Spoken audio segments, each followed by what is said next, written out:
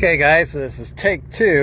I didn't like my first video, so deleted that one. We're gonna do another one instead. So the thing with the Espar heater, if I can get my light fixed.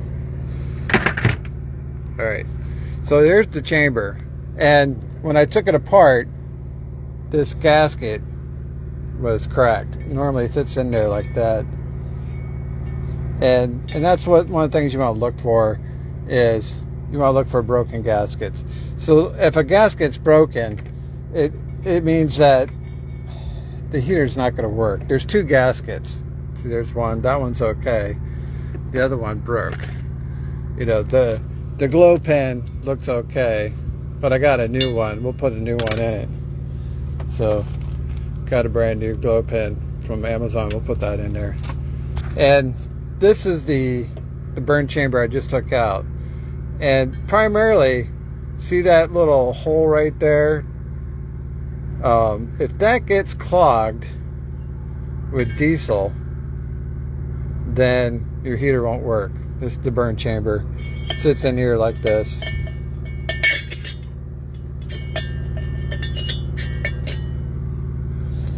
And basically, the glow plug goes in right here. And then if that gets clogged, then it won't work. Nine times out of 10, when your bunk heater doesn't work, it's because that little hole right there gets built up with diesel and it won't work. So now this is another burn chamber I had spare part, and I cleaned it up, and I actually take a torch and I burn off all the extra fuel, and you can see that hole is clean. See, that hole is clean, perfectly ready to go.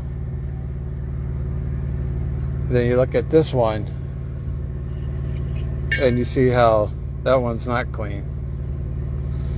So we can get a side-by-side comparison here. See if I can arrange that.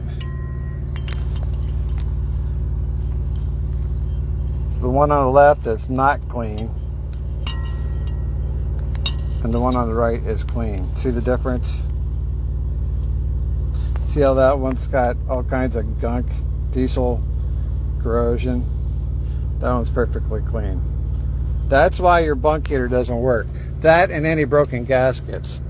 So you could buy all these parts off of Amazon. See, there's one gasket there, another gasket there, and then you place those gaskets, put in a new glow plug, put in a nice clean burn chamber, reassemble, and you're good to go. All right guys, that's all I got. Thanks for watching. See you on the internet.